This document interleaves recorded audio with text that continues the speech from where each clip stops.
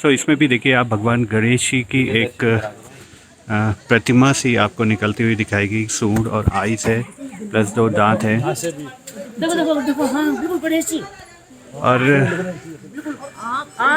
ये जो देवदार का वृक्ष है ये बहुत ही पुराना वृक्ष है। इसमें भी अभी भी बोलते हैं भगवान शंकर और पार्वती एक साथ विराजमान है, इसलिए आप देखेंगे नीचे से ये एक ही है और ऊपर 2 अलग अलग वृक्षों में डिवाइड हो गया है। तो इस पे भगवान शंकर और पार्वती आज भी विराजमान है, ऐसा बोला जाता है। भगवान गणेश की प्रतिमा जो कि इस वृक्ष की ओर दिखती हुई आपको नजर आएगी।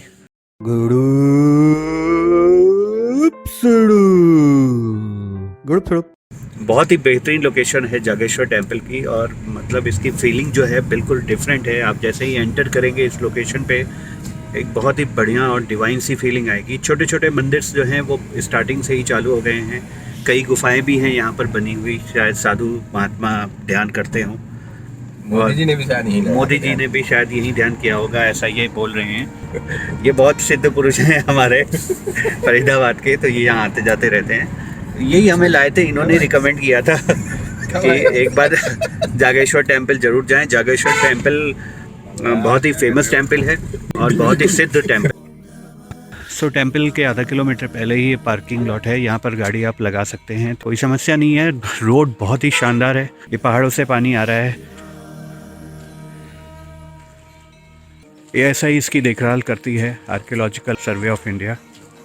इसका म्यूजियम भी बना रखा है इन्होंने। ये छोटे बड़े कम से कम 125 मंदिरों का समूह है, आप देख सकते हैं, बहुत ही बढ़िया। और ये पूरे पत्थरों से बने हुए मंदिर हैं, पत्थरों की श्रृंखला है, एक के ऊपर एक लगी हुई है, आप देख सकते हैं।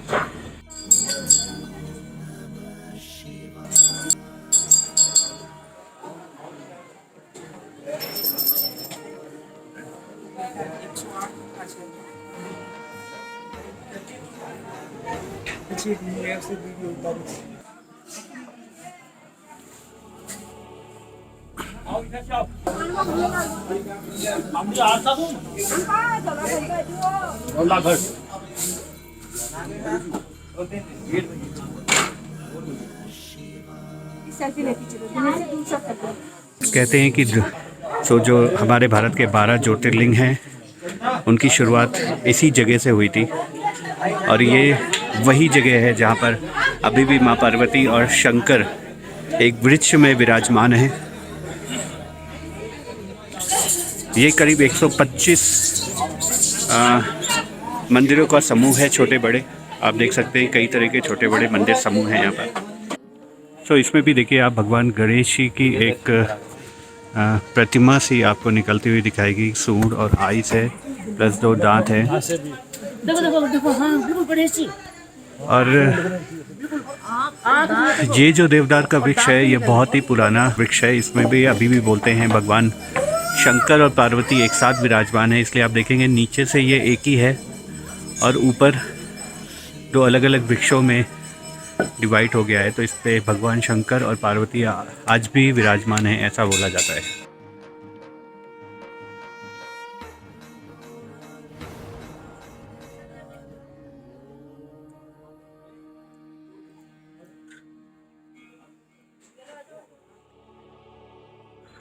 तो कहा जाता है इसमें अभी भी भगवान शंकर और पार्वती जो हैं वो विराजमान हैं। 125 मंदिर का छोटा छोटा समूह है। शिव भगवान के हर तरीके के रूप को यहाँ पर दर्शाया गया है। सारे तपस्वियों ने, सप्तऋषियों ने यहाँ पर तपस्या करी थी, और इस मंदिर में आज भी युगल जोड़ी जो है भगवान पार्वती और शिव भगवान की यहाँ पर इस वृक्ष में अभी भी है। यहाँ पर शंकर जी के अलग अलग, महादेव के अलग अलग रूप यहाँ पर दर्शाए गए हैं।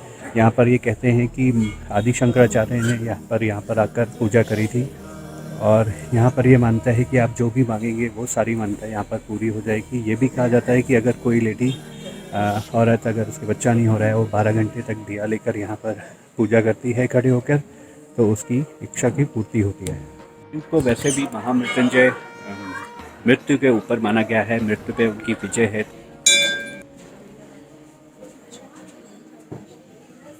शिव की लिंग की पूजा जो है वो एक सृष्टि का आधार है यहाँ पर, जिसमें शिव लिंग की पूजा इसलिए होती है क्योंकि मानव रचना, सृष्टि रचना हमेशा वहीं से ही शुरुआत होती है, इसलिए उसका बहुत ही महत्व है। तो शिवलिंग की भी पूजा इसीलिए करी जाती है और शिव के बहुत सारे रूप हैं जो यहाँ पर आपको देखने को मिलेंगे। इसी रूप, हर एक रूप की आपको व्याख्या यहाँ पर की गई है, इसीलिए ये कम से कम 125 छोटे मोटे मंदिरों का समूह है ये। हर मंदिर के अंदर ही एक शिवलिंग यहाँ पर विद्यमान है।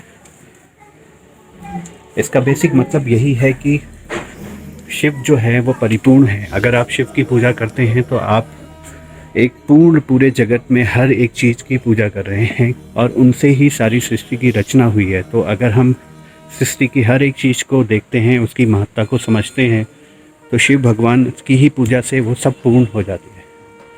तो एक शिव ही ऐसे हैं जिनकी आप आराधना और साधना करेंगे और हर एक शिव की रचना की आप आदर कर रहे हैं और उसका सत्कार कर रहे हैं। अगर आपने कोई इच्छा जाहिर करी है, कुछ मांगा है, तो वो ज़रूर ही पूरा होगा। इसकी रचना आप देखें तो ये कहीं से जुड़ाव नहीं है इन पत्थरों का। इन मंदिरों को आप देखें तो ये शिला है जो एक के ऊपर एक रखी गई हैं। इसमें कोई भी दूसरी चीज़ों का कोई भी इस्तेमाल नहीं, कोई जुड़ाव नहीं किया गया है। ये सिर्फ एक संरचना है, एक के ऊपर एक पत्थर को रखकर बनाई गई है।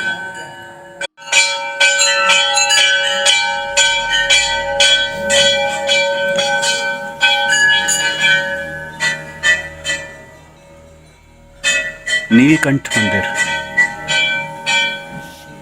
हर एक मंदिर में आप देखोगे कि शिव की ही मूर्ति है, शिवलिंग ही है और सबका कोई ना कोई एक मतलब है जो यहाँ के छोटे बड़े मंदिरों की श्रृंखला में आपको दर्शाता है।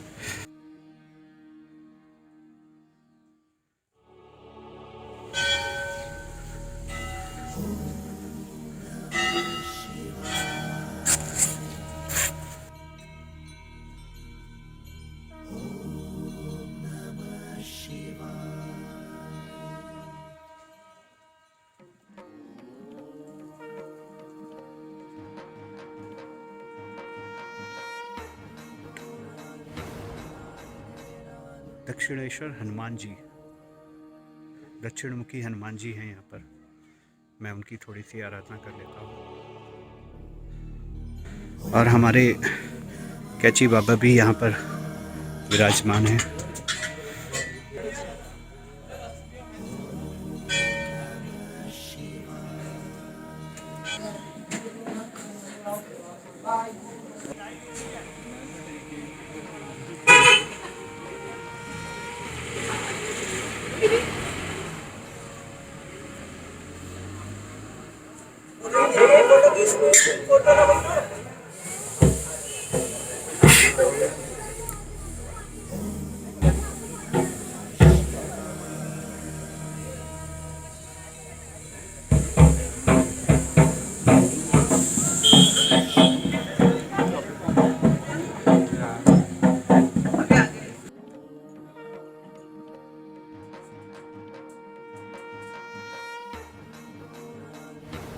चप्पल और सारी व्यवस्था यहाँ पर है।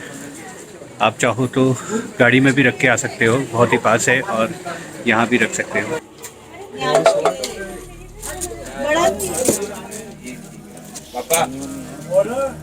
ये तो मानना ही पड़ेगा कि इस ग्रुप श्रृंखला का जो महत्व है, जो एंशंट इसकी बनावट है और इसका जो एक ऑरा है वो बहुत ही देवात्म टाइप का है, मनोरम है, एक डिवाइन फीलिंग है आप जो फील करोगे यहाँ पर आकर,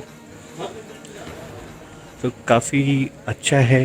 भगवान शिव की कई विराट रूपों के बारे में यहाँ जानकारी है। यहाँ पर आके ऐसा लगा मुझे कि अगर आप भगवान शिव की पूजा कर रहे हो तो आप एक सारे सृष्टि को नमस्कार कर रहे हो, उनकी बनाई हुई रचना का आप आदर कर रहे हो और उससे आप नतमस्तक हो। अब हम चल रहे हैं एक दूसरे मंदिर में।